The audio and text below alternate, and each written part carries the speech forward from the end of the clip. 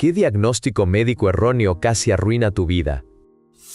Mi hija, que ahora tiene 10 años, fue diagnosticada con varias explicaciones a unos síntomas gastrointestinales vagos que había experimentado durante toda su vida: estreñimiento, ansiedad, enfermedad por reflujo gastroesofágico, síndrome de vómitos cíclicos, gastroparesia.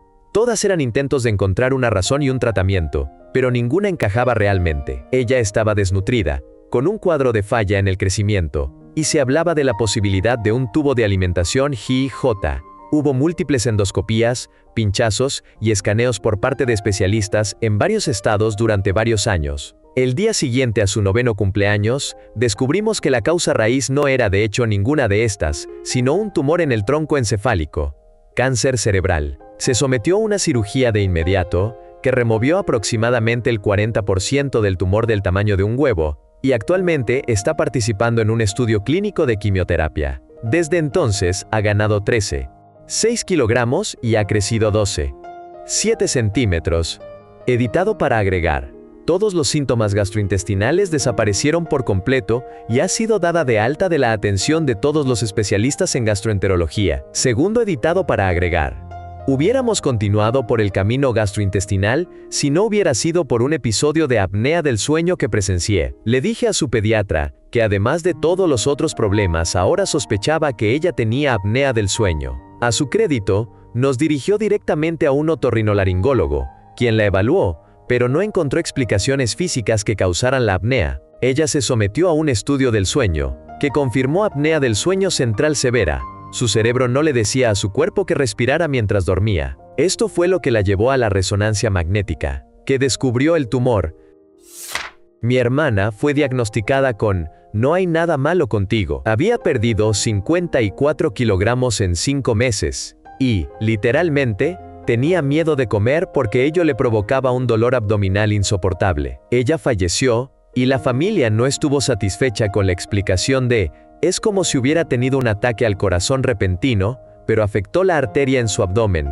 Le puede pasar a cualquiera, al igual que un ataque al corazón". Buscamos ayuda legal, y se descubrió que en el 2º mes, se le había realizado una ecografía que informó no se detectó nada anormal.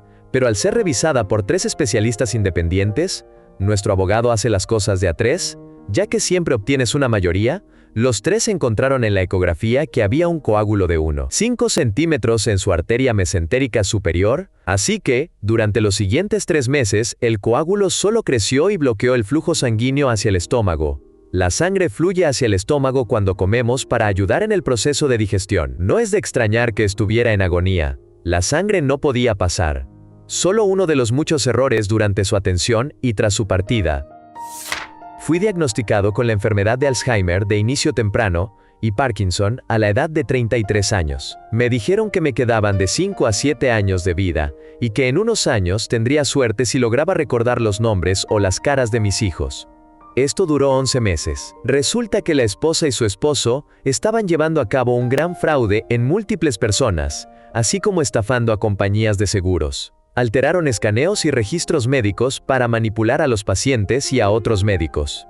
Un paciente se autoeliminó después de su falso diagnóstico. Aunque tengo múltiples lesiones traumáticas en el cerebro y encefalopatía traumática crónica, han pasado 10 años y sigo vivo y reconozco a mis hijos perfectamente. Testifiqué en su juicio y la esposa y el esposo están actualmente en prisión federal. ¿Se merecían un castigo más severo? Versión corta. Una infección del tracto urinario resultó ser 2 coágulos de líquido rojo graves, uno en mi arteria mesentérica superior. Si hubiera esperado mucho más, mis órganos habrían comenzado a fallar. Versión larga. Mi médico pensó que tenía una infección del tracto urinario. Para ser justos, yo también lo pensé, y me recetó antibióticos para tomar durante el fin de semana mientras esperábamos los resultados del análisis de orina. El lunes, el dolor era peor, y la prueba de la infección del tracto urinario dio negativa. Me dijeron que fuera a emergencias y pensaba que era demasiado esperar hasta que pudiera ir al día siguiente. Por si acaso resultaba ser un cálculo renal, lo hice. Uf, las caras del médico y las enfermeras. El coágulo era tan grande que tuve que estar en una dosis alta de anticoagulantes durante 24 horas en emergencias, y no se me permitió comer porque pensaban que podría necesitar una intervención quirúrgica de urgencia. Aparentemente, el tipo de coágulo que tenía en la arteria era tan raro que solo hombres mayores de 75 años lo habían presentado anteriormente. Yo solo tenía 33. Absolutamente aterrador, y literalmente no podían decirme si viviría o moriría hasta una hora antes del alta. Fui diagnosticado erróneamente con la enfermedad de Lyme. Había estado teniendo síntomas que empeoraban durante un mes. Sensaciones de hormigueo, fatiga constante, falta de apetito, sensibilidad a la luz brillante. Tuve Lyme en la escuela secundaria, y todo esto se sentía como una versión peor de ello. Lo curioso es que realmente lo tenía. Me habían picado 2 garrapatas ciervo unos meses antes, y di positivo en el análisis de sangre. Pero los antibióticos no hicieron nada. Resulta que tengo cáncer de cerebro en etapa 4. Los diagnósticos erróneos casi me cuestan la vida, ya que tenía un tumor de rápido crecimiento del tamaño de mi propio puño aplastando mi cerebro. Mis amigos con los que compartía apartamento llamaron al 911 de inmediato cuando me desmayé, incapaz de levantarme y con malestar por todo el apartamento una mañana. Fui diagnosticado correctamente ese día, trasladado en helicóptero a la Clínica Mayo, y operado a las 4 de la mañana del día después de mi colapso. Estuve inconsciente durante casi 48 horas, con la excepción de la ambulancia y el helicóptero. Mi corazón había bajado a 30 latidos por minuto, y estaba a punto de fallar. Tuvieron que estabilizarlo antes de que me trasladaran. Probablemente habría perdido la vida dentro de esas 48 horas, si no hubiera tenido compañeros de cuarto para hacer la llamada. El primer doctor dijo que probablemente solo pasaba demasiado tiempo encorvada jugando con mi teléfono. El segundo doctor dijo que podía intentar mantenerme de pie más recta y que a veces las mujeres tienen dolores de cabeza con su periodo. A pesar de tener 20 y tantos años en ese momento, le pedí a mi papá que me acompañara a una cita como defensor, y también porque el dolor era tan severo en ese momento que no podía conducir. Él le gritó al doctor 3 que ninguna mujer joven, activa y saludable, está en tanto dolor diariamente que no puede comer, pierde 7 kilogramos, de un marco ya extremadamente pequeño, falta al trabajo regularmente y desea estar muerta debido a la intensa cantidad de dolor en la que se encuentra. El doctor 3 se negó a tratarme después de eso. El doctor 4, un mes después de una resonancia magnética singular, descubrió que no tengo suficiente líquido sinovial en mis vértebras, y esencialmente tengo una artritis tan severa en mi columna, que las vértebras están rozando constantemente entre sí, causando el deterioro de los discos y una severa rigidez muscular. 5 años, y tantas cirugías después, estoy enfrentando lo que será una condición de por vida, que inevitablemente empeorará con el tiempo, pero estoy muy agradecida con mi papá, por ayudarme a luchar por respuestas, porque al menos ahora tengo tratamiento. Diagnosticada con migraña en la sala de emergencias. Me dieron medicamentos para el dolor y las náuseas, y me enviaron a casa en 2 ocasiones. Volví la tercera vez, y me negué a hablar con nadie que no fuera un médico de verdad. Expliqué que no podía girar la cabeza a la izquierda, ni a la derecha sin sentir que iba a explotar, y que mis ojos estaban a punto de salirse de mi cabeza. Estaba en tanto dolor que estaba convencida de que estaba en una situación crítica. Él me tomó en serio, y me hizo una punción lumbar. Tenía meningitis. Realmente estuve al borde de la vida. Oh, tengo una buena historia. Me dijeron que estaba teniendo un ataque de pánico inducido por asma en el servicio de urgencias, a pesar de no tener historial de asma ni de ataques de pánico en ese momento. Básicamente, cálmate señorita, no es tan grave. Era un ataque al corazón.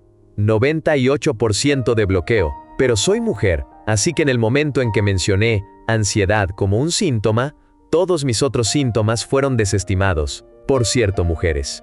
La ansiedad repentina, sin razón, sentir fatiga, náuseas, dificultad para respirar, entumecimiento entre los omóplatos y sudores fríos, son síntomas comunes de ataques al corazón en mujeres. Algunas de nosotras ni siquiera sentimos dolor en el pecho, o si lo sentimos, parece menos un problema cardíaco, y más como una mala indigestión. No dejen que nadie desestime sus síntomas.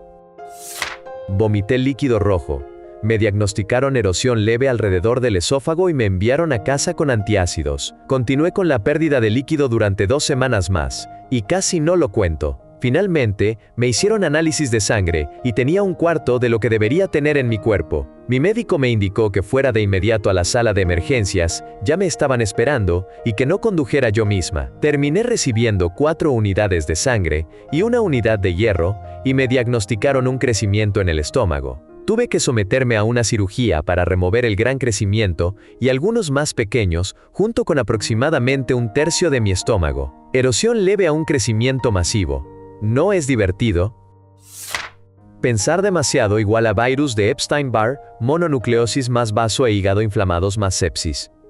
Cuando estaba pensando demasiado, enumeré síntomas y 5 posibles diagnósticos. Uno de ellos era mononucleosis, y 5 semanas después desarrollé sepsis. Si no hubiera tomado un autobús de 4 horas para que mi papá me llevara a su médico, habría podido perder la vida bajo el cuidado de CPS, porque dijeron que estaba simulando para evitar el trabajo y las tareas. Recuerdo que el personal me gritaba por no recoger el estiércol de caballo, porque estaba enfermo en la cama. Si hubiera limpiado el establo, mis órganos habrían tenido graves consecuencias.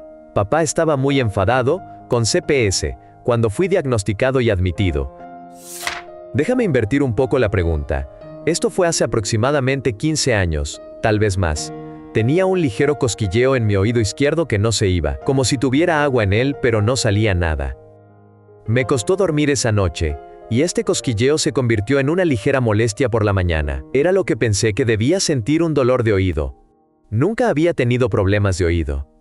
Estaba conversando con mi familia, y lo mencioné. Mi hermana, que no recuerdo si siquiera había comenzado la universidad, y mucho menos el programa de enfermería, sugiere, ¿quizás es oído de nadador? Básicamente la reímos fuera de la habitación porque, si me conoces, es una sugerencia absurda. Era como sugerir que los problemas de salud de Chris Farley eran por alergias a las ensaladas.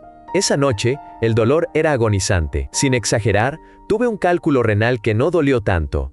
Estaba realmente listo para hacer algo drástico.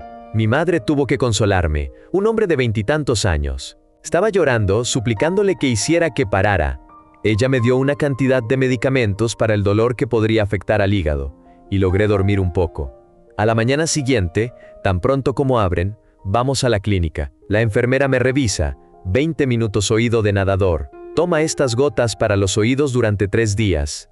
Tomo la primera y me siento bien para la cena. Desde entonces, tratamos la opinión médica de mi hermana como si fuera oro. Ella completó la escuela de enfermería, consiguió un trabajo como enfermera registrada y fue ascendiendo en la gestión. Hoy dirige prácticamente todo el edificio donde trabaja. He visto a mi hermana convertirse en una verdadera Lisa Cody de House MD, y estoy muy orgulloso de ella, y me siento muy culpable de haber cuestionado alguna vez su opinión médica. Nunca más. Estoy embarazada de 7 meses. Tengo planes de ir de compras por cosas del bebé con mi mamá después de almorzar. Mientras me maquillo, siento un adormecimiento en un ojo. Raro, pero así es el embarazo, lo que sea. Mi mamá me recoge y nos sentamos a almorzar. El almuerzo se me escapa un poco. Decido llamar a mi ginecóloga, quien me aconseja ir a la sala de emergencias solo para una revisión. Tras una tomografía computarizada, descubren áreas grises inusuales en mi cerebro y soy admitida. Paso 2 semanas bajo monitoreo del bebé y pruebas neurológicas. No es parálisis de Bell, lo han confirmado una docena de veces. No podemos hacer las pruebas que necesitamos hasta que tengas al bebé. Finalmente, me dan de alta del hospital, pero a los 2 días, no siento al bebé moverse y regreso. Me inducen el parto antes de tiempo, con un equipo médico de 17 personas presentes en la sala. Me llevan rápidamente a una cesárea. Antes de que pueda ver a mi bebé, me someten a una resonancia magnética de cuerpo completo con contraste, además de una punción lumbar y análisis de sangre. Realizo varios controles semanales. El adormecimiento comienza a disminuir. No es esclerosis múltiple, solo hay una mancha gris en mi cerebro. No te preocupes, a menos que los síntomas regresen. El bebé, ahora un adolescente de 17 años, es perfectamente saludable. Yo y mis manchas grises seguimos adelante en la vida. Me diagnosticaron erróneamente con trastorno bipolar a los 7 años y estuve medicado por ello hasta los 23. Recibí una evaluación psicológica a los 17 años y decía que estoy en el espectro y tengo una ansiedad extremadamente alta, pero no muestro signos de tener trastorno bipolar. Aún fui medicado fuertemente por trastorno bipolar durante otros 6 años y los médicos me decían que era mi culpa, que los medicamentos no funcionaran y me llamaron mentiroso más veces de las que puedo contar. Ahora tengo 29 años y muchos de los medicamentos para el trastorno bipolar que tomé de niño y durante mi adolescencia ya no se administran a los niños debido a los potentes que son y a los riesgos de efectos secundarios a largo plazo. Mi metabolismo también está dañado y tengo serios problemas de confianza con los médicos, pero estoy trabajando en ello y después de años, tomando puñados de antipsicóticos, estabilizadores del estado de ánimo, antidepresivos y más, solo necesito tomar un medicamento recetado para dormir. Mi hermana de 37 años fue diagnosticada con norovirus, vértigo y deshidratación. Resultó ser 2 accidentes cerebrovasculares, que luego causaron varios accidentes isquémicos transitorios. La llevaron a una sala de emergencias 15 minutos después del inicio de los síntomas, y fue dada de alta de inmediato. 2 días después, la llevaron de nuevo a la misma sala de emergencias, donde le administraron líquidos intravenosos y la dieron de alta con una presión arterial de 206/165, que era más baja que su presión arterial inicial, así que estaba en descenso. Los ACVA-T finalmente fueron diagnosticados en un hospital diferente, 6 días después del inicio de los síntomas. De todos modos, mi hermana tiene suerte de estar viva y, casi 2 años después, ha logrado una recuperación del 85%. Historia verdadera. Fui sintiéndome honestamente como si mi estómago estuviera en nudos. Me sentía bloqueada. También quiero agregar que esto sucedió durante mi periodo, y tengo periodos horribles y abundantes. Muy abundantes.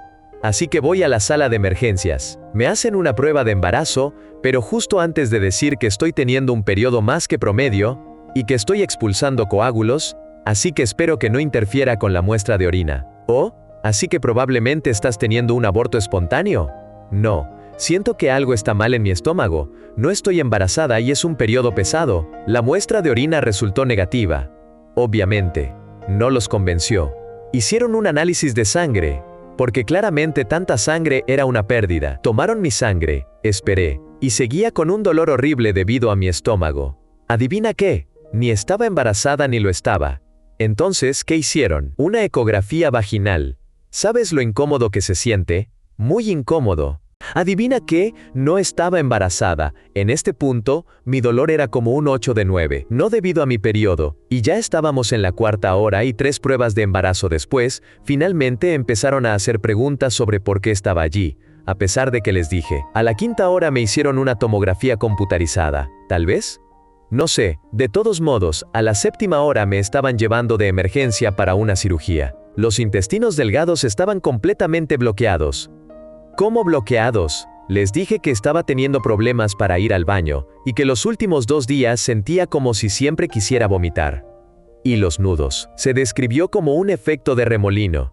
De todos modos, me dijeron que si hubiera esperado unas horas más, podría haber sido mortal. Estaba como un 99% bloqueada. Tuve un dolor de cabeza durante más de una semana, luego perdí el equilibrio. Me hicieron una tomografía computarizada y una resonancia magnética que mostraron lesiones cerebrales. Mi doctor me llamó temprano por la mañana y me dejó un mensaje diciéndome: todo lo encontrado es consistente con esclerosis múltiple. Por favor, devuélveme la llamada a la brevedad posible. Eso fue hace 5 años. Todavía tengo ese dolor de cabeza y he perdido la cuenta de las migrañas. Me acaban de decir que no es esclerosis múltiple, pero no sabemos qué es. No tener un diagnóstico es un camino difícil.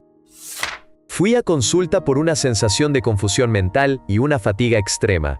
Diagnóstico original: eres una madre reciente, así que así es tu vida ahora. Diagnóstico real: hipotiroidismo severo. El rango normal para TSH es de 0,4 a 4,5. La mía era de 34. El embarazo puede inducir hipotiroidismo. La carga adicional en el sistema puede sobrecargarlo, pero se resuelve en aproximadamente el 80% de las mujeres en un plazo de 18 meses. Yo soy parte del 20%, así que es probable que lo tenga de por vida. Me siento como yo misma nuevamente con la medicación. Si tienes confusión mental o fatiga que no parece que se desaparecería, ni siquiera si durmieras una semana, o alguno de los otros síntomas de hipotiroidismo, insiste en un análisis de sangre. Fui diagnosticado erróneamente con un glioblastoma en mi tronco encefálico.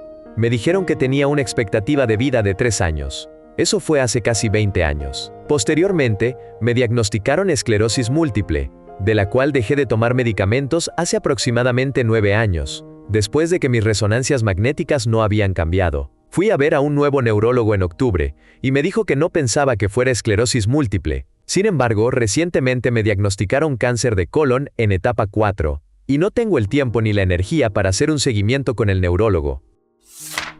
Tuve dolores en el pecho y fui a la sala de urgencias.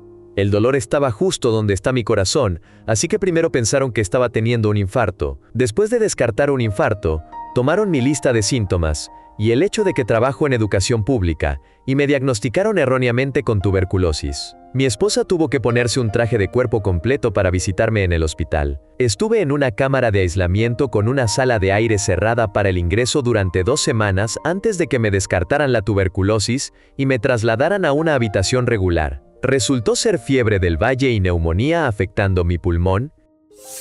No fui yo, sino mi esposa, y esto fue apenas el año pasado. De la nada, comenzó a tener un dolor insoportable en su boca, alrededor del área donde le hicieron un tratamiento de conducto hace años, así que fue a un dentista de emergencia. Le hicieron radiografías y la diagnosticaron con un tratamiento de conducto fallido. Y le dieron medicamentos para aliviar el dolor hasta que pudieran volver a hacerlo. Luego, procedieron a darle largas respecto a la programación de la cita para realizar el procedimiento. Primero se presentó a la cita que ellos habían programado, solo para que resultara que era el día libre planeado del doctor. Luego, cuando intentó reprogramar, le dijeron que no tenían citas disponibles por otros 2 meses. Ella dijo que se jodan, y fue a otro lugar para obtener una segunda opinión. El doctor echó un vistazo a la radiografía y otra mirada dentro de su boca, y vio una gran grieta en el medio de uno de sus molares. Y se preguntó cómo en el otro lugar habían pasado por alto algo tan obvio. Le extrajeron el diente y desde entonces no ha tenido dolor. Intentó recuperar al menos algo de dinero del primer dentista porque cometieron un error tan grave, y que también les eliminaran la factura. Siguieron diciendo que no hasta que mi suegra se involucró, y básicamente les dijo que si no lo hacían, los denunciarían a la Junta de Licencias por conducta inapropiada. Eso los hizo retroceder. En conclusión, que se joda Aspen Dental. Evítenlos a toda costa. Son realmente horribles. Empecé a tener convulsiones de petit mal, piensa en mirar al espacio, un poco de temblor facial, respiración forzada, pero no todo el cuerpo. Alrededor de los 7 años, de manera bastante repentina, me llevaron a la sala de emergencias y me diagnosticaron un tumor cerebral. Lo único que realmente recuerdo de eso es la pequeña habitación en la que estábamos y a mis padres llorando. Y no entendía del todo excepto que debía ser algo malo. Sugirieron una segunda opinión en un hospital infantil a 1 hora de distancia. Al llegar allí, los especialistas neurológicos nos informaron que en realidad era un parásito en mi cerebro. Una ocurrencia bastante rara, supongo. Estuve en el hospital durante un par de semanas, y el parásito fue eliminado por la medicina. Tengo tejido cicatricial en ese lugar, como un pequeño tatuaje cerebral, y tomo un medicamento de mantenimiento para prevenir auras. Pero sí, no era un tumor. Sobrereaccionando. Preeclampsia severa a las 37 semanas. Afortunadamente, mi médico real no fue despectivo, pero la línea de enfermeras de obstetricia y ginecología me dijo que era probable que fuera normal y que estaba sobrereaccionando como madre primeriza. Estaba bastante enojado cuando llegué con más 3 de proteína en mi orina y presión arterial 140/90 alto para el embarazo. Y le conté lo que me dijeron las enfermeras. No se juegue con la presión arterial alta durante el embarazo. Y por el amor de Dios, crea a las personas cuando dicen que algo no está bien. Diagnóstico original: asma, aparentemente desarrollada a los 22 años, después de quejarme de una tos persistente. Siguiente diagnóstico: costilla esguinzada, también a los 22, después de quejarme de un dolor constante en el costado. Diagnóstico actual: después de 1 año de diagnósticos incorrectos. Linfoma de Hodgkin en etapa 3B, diagnosticado a los 23, tuve que someterme a 6 meses de quimioterapia. Diré esto 1.000.000 de veces. Si no estás seguro, busca una segunda opinión. Los médicos no siempre tienen la razón. LOL, mi médico de familia se negó a darme un referido a neurología durante más de 1 año, y me dijo que solo estaba deprimida y ansiosa, a pesar de que experimenté un dolor de cabeza repentino, y muchos síntomas extremos y aterradores, como vértigo, mareos, confusión mental, sensibilidad a la luz, un dolor de cabeza constante, etc. Tengo una fuga de líquido cefalorraquídeo. Si estás suponiendo que soy mujer, por la falta de atención que recibí de un médico hombre, tienes razón. Infecciones del tracto urinario. Seguí yendo al médico y ella repetía que era una infección urinaria y me recetaba antibióticos. Nunca mejoré. En un momento, incluso insinuó que no me estaba limpiando adecuadamente. Empecé a vomitar y no paré.